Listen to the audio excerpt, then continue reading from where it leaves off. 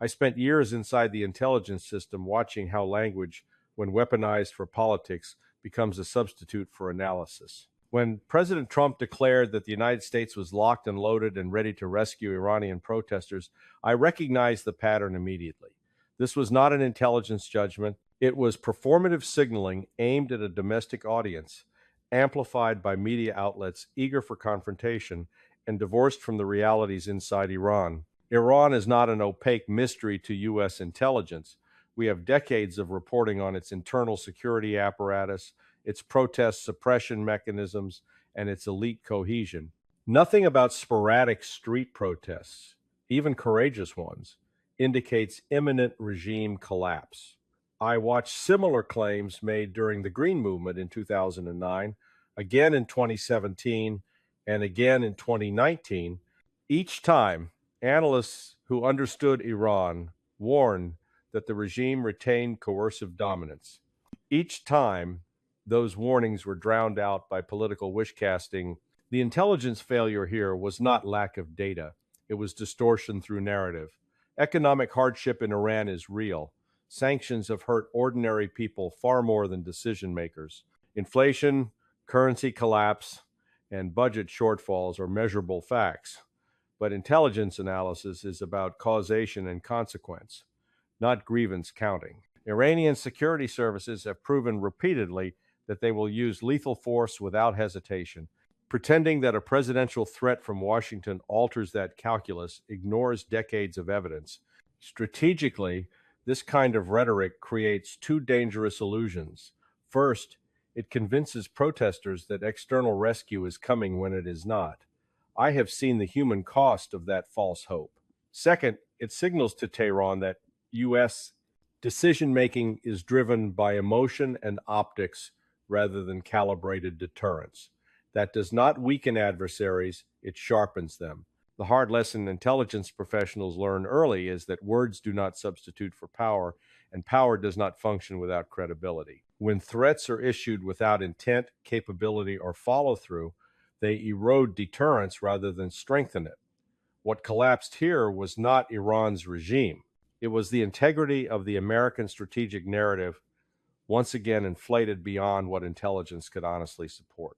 I have watched the same analytical failure repeat itself for more than 2 decades, and each time it is dressed up as something new. Washington convinces itself that Iran is always on the verge of collapse because that belief serves policy preferences, not because intelligence supports it.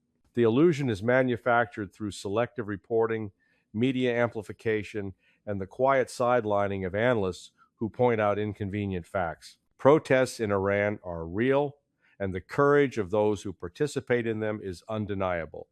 But intelligence work is not about moral sympathy. It is about assessing whether pressure translates into political fracture at the top.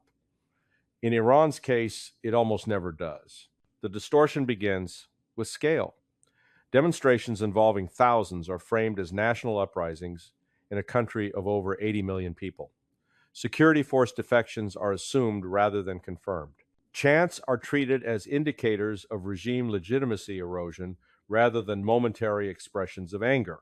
I saw this exact analytical shortcut during the Green Movement when media narratives raced far ahead of intelligence reporting. The regime did not fracture then, and it did not fracture because the coercive institutions remained loyal, funded, and internally disciplined. That has not changed. The second distortion is institutional memory failure. Iranian leaders learned hard lessons from the Shah's fall in 1979. They invested heavily in redundant security organs, ideological vetting, and economic survival mechanisms designed to withstand unrest. Intelligence assessments that ignore this history are not incomplete, they are negligent. Yet those assessments keep reappearing, often rewritten to fit current political messaging rather than operational reality. The strategic consequence of this illusion is profound. U.S. policymakers begin to plan as if time is on their side, assuming that pressure merely needs to be sustained until the regime implodes. That assumption leads to reckless signaling, escalatory rhetoric, and the neglect of serious diplomacy. Worse, it blinds decision makers to the likelihood that Iran, feeling cornered but not collapsing, will respond asymmetrically through proxies, cyber operations, or regional escalation. From an intelligence standpoint, the analytical breakdown is straightforward. Collection was adequate, interpretation was corrupted. Analysts who warned that protests do not equal regime collapse were ignored because their conclusions conflicted with the preferred narrative. This is not an intelligence failure in the traditional sense. It is a policy failure imposed on intelligence. The hard lesson is one the system refuses to absorb. Regimes rarely fall because outsiders announce they are about to. They fall when internal elites fracture and security forces refuse orders. In Iran, intelligence has consistently shown neither condition is present. Pretending otherwise does not weaken Tehran. It weakens American credibility and turns intelligence into fiction. I have watched sanctions become the most abused instrument in American foreign policy, sold as a clean alternative to war and a shortcut to regime change. In the case of Iran, sanctions were never integrated into a coherent strategy. They became the strategy. The assumption was simple and dangerously flawed. Inflict enough economic pain and political collapse will follow. Intelligence never supported that conclusion, but it was repeated so often that it hardened into doctrine. Sanctions undeniably damaged Iran's economy. Inflation surged, the real collapsed, oil revenues fluctuated under enforcement pressure, and ordinary Iranians bore the cost. But intelligence analysis is not about whether pressure hurts. It is about who absorbs the pain and how systems adapt. Iran's leadership insulated itself early. Smuggling networks expanded through Iraq, Turkey, the Gulf, and Central Asia. Oil exports never went to zero. Financial workarounds proliferated. The Revolutionary Guard did not weaken under sanctions. It grew stronger by controlling black market logistics and sanction evasion channels. The intelligence distortion occurred when policymakers equated macroeconomic indicators with political leverage. I saw classified assessments warning that sanctions consolidate authoritarian control by shrinking the middle class and increasing dependence on the state. Those warnings rarely made it into public narratives. Instead, sanctions were marketed as precision tools that somehow bypassed elites and empowered citizens. That was never true. It was convenient. Strategically, sanctions without an exit ramp or diplomatic track transformed pressure into permanence. Iran adjusted expectations. When survival becomes the objective, compromise disappears. This is basic intelligence logic. A regime that believes sanctions will persist regardless of behavior has no incentive to de-escalate. It invests instead in deterrence, asymmetric retaliation, and strategic patience. Iran did exactly that, expanding missile capabilities, regional proxy leverage, and strategic partnerships, while Washington congratulated itself on economic metrics detached from political outcomes. The analytical breakdown here was systemic. Intelligence was forced to answer the wrong question. Instead of asking whether sanctions were achieving political objectives, analysts were asked to measure economic damage. That metric substitution allowed policy failure to masquerade as success. When the regime did not collapse, the answer was always more sanctions, never reassessment. The hard lesson intelligence teaches, and Washington ignores, is that pressure without strategy is noise. Sanctions are a tool, not a policy. Used alone, they harden adversaries, degrade credibility, and condition the intelligence community to report damage instead of effectiveness. In Iran's case, sanctions did not bring the regime to the brink. They taught it how to survive indefinitely under siege. When people talk about intelligence failure, they usually imagine missing data or flawed collection. What happened under so-called maximum pressure was more insidious. The data was there. The failure came from how intelligence was filtered, framed, and ultimately bent to serve a policy that had already been decided. I watched this process from the inside years earlier, and the mechanics have not changed.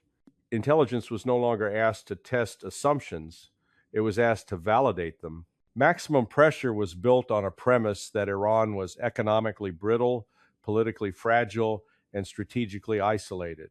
Intelligence reporting consistently complicated that picture. Iran was under strain, yes, but it was not strategically isolated. It deepened ties with China and Russia, expanded energy and arms cooperation, and strengthened regional networks stretching from Lebanon to Yemen. Those realities clashed with the narrative of a cornered regime running out of options, so they were minimized or delayed in briefing cycles. The distortion became visible in threat assessments. Iranian restraint was interpreted as fear rather than calculation. When Iran avoided direct military confrontation, analysts were pushed to label it deterrent success. In reality, Iran was calibrating risk, choosing time and place, and preserving escalation dominance in the gray zone. That distinction matters. Intelligence professionals understand that patience is often a sign of confidence, not weakness. Policymakers chose not to hear that. The strategic consequence of this failure was miscalculation.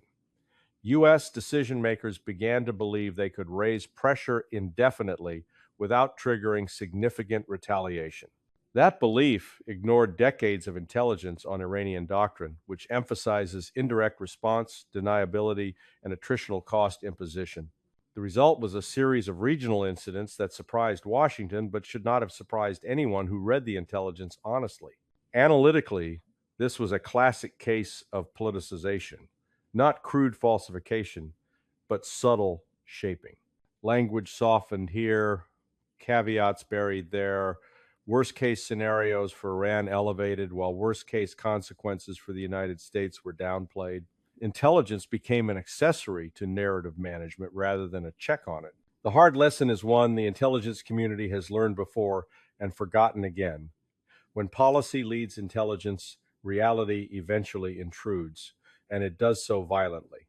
Maximum pressure did not fail because Iran was misunderstood. It failed because understanding was treated as disloyalty. Once intelligence is punished for telling uncomfortable truths, it stops doing its job. At that point, strategic collapse is no longer a possibility. It is inevitable. One of the most persistent analytical errors I have seen is the American tendency to misunderstand deterrence when it does not look like our own. U.S. policymakers tend to define deterrence as overt retaliation, clear red lines, and demonstrative force. Iran does not operate that way. Its deterrence doctrine is layered, indirect, and deliberately ambiguous. Intelligence reporting has described this for years, but it was routinely misinterpreted or ignored when it conflicted with political messaging. Iran's real red lines are not rhetorical, they are operational. Direct attacks on regime survival, decapitation of senior leadership, or destruction of core deterrent capabilities invite response. But that response is rarely immediate or symmetrical. When Iran absorbs pressure without visible reaction, Washington often reads restraint as weakness. That is a fundamental analytical mistake.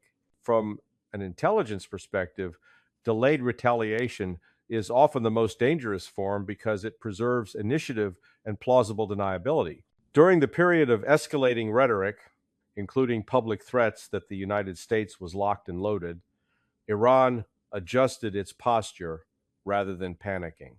Intelligence indicators showed dispersal of assets, increased proxy readiness, and calibrated signaling through regional partners. None of that suggested a regime on the brink. It suggested a system preparing for prolonged confrontation while avoiding a trigger that would justify large-scale U.S. action. The strategic consequence of misunderstanding deterrence is escalation drift.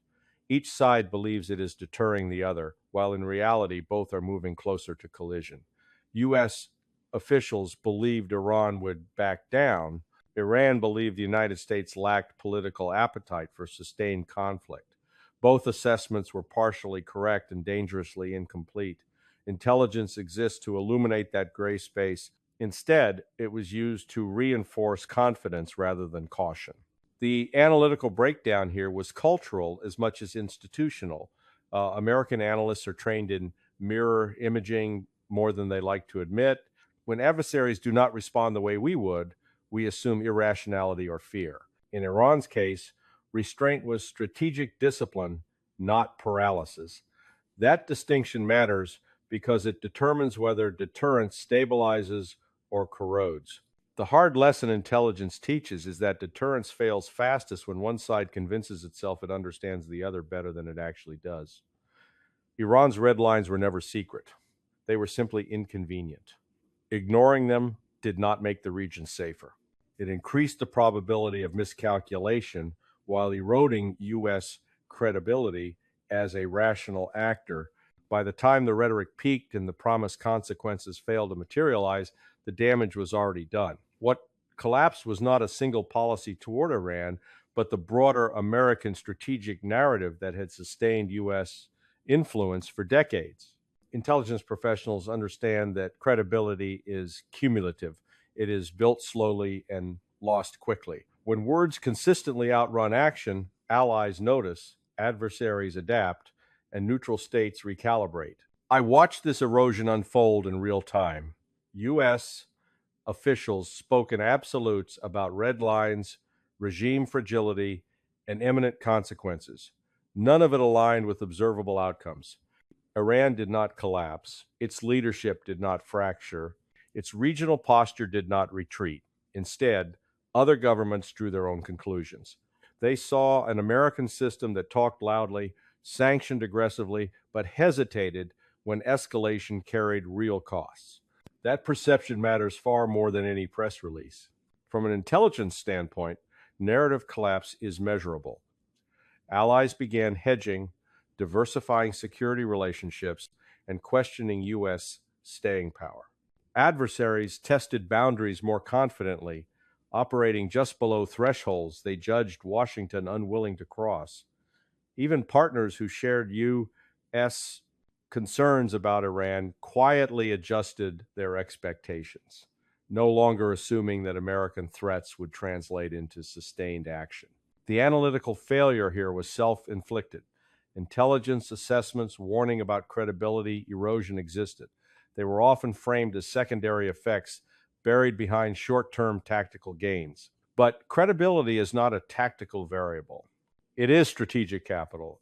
When intelligence is reduced to validating narratives rather than stress testing them, that capital is squandered. The strategic consequence was a shift toward a more openly multipolar environment. States that once deferred to U.S. leadership increasingly pursued transactional relationships, balancing between Washington, Beijing, and Moscow. Iran exploited this environment skillfully, presenting itself not as isolated, but as resilient and adaptable. That narrative found traction precisely because the American one kept failing reality tests. The hard lesson is that intelligence cannot protect credibility if policy refuses to listen. When intelligence warnings are overridden by narrative convenience, the result is not just policy failure. It is systemic reputational damage. Once credibility erodes, rebuilding it requires sustained restraint, consistency, and humility qualities in short supply when intelligence is treated as a messaging tool rather than a compass. After decades inside and around the intelligence system, I have learned that collapse rarely announces itself with a single catastrophic moment. It arrives through accumulation, small distortions tolerated, analytical caveats dismissed, warnings softened to avoid friction. Over time, intelligence stops informing strategy and starts servicing it. That is what happened here. The collapse of the American strategic narrative was not the result of one bad decision on Iran. It was the outcome of a system that chose comfort over accuracy and messaging over meaning. The hard lesson intelligence kept trying to deliver was simple. Power is not declared. It is demonstrated consistently, within limits, and aligned with reality. When U.S. leaders spoke of being locked and loaded without credible intent to act, intelligence professionals understood the risk immediately. Empty threats do not intimidate adversaries, they educate them. Iran learned that American escalation thresholds were higher than advertised and that internal unrest, however painful, did not translate into external intervention. The deeper failure was institutional. Intelligence exists to constrain fantasy. It exists to say no, to inject doubt, to force policymakers to confront second and third-order effects. When intelligence is punished for doing that, it adapts by becoming quieter, narrower, and less disruptive. At that point, policy is flying blind, guided by narrative inertia rather than informed judgment. Strategically, the consequence is irreversible in the short term. Credibility lost in one theater bleeds into others, allies recalibrate, adversaries probe. Intelligence reporting becomes more cautious, not because analysts know less, but because they know they are less likely to be heard. That is how great powers drift into decline, not through defeat, but through self-inflicted blindness. I do not frame this as a moral failure. It is a professional one. Intelligence was available. History was clear. The warnings were there. They were ignored because they interfered with the story Washington wanted to tell itself. That pressure always works, that adversaries are always weaker than they appear, and that words can substitute for strategy. The final lesson is the one intelligence officers learned too late in their careers. Reality always wins. You can manage narratives for a while. You can suppress inconvenient analysis. You can mistake patience for fear and restraint for collapse. But eventually, the gap between what you say and what you can do becomes visible to everyone. When that happens, power erodes quietly, credibility fractures, and intelligence becomes fiction only because truth was no longer welcome.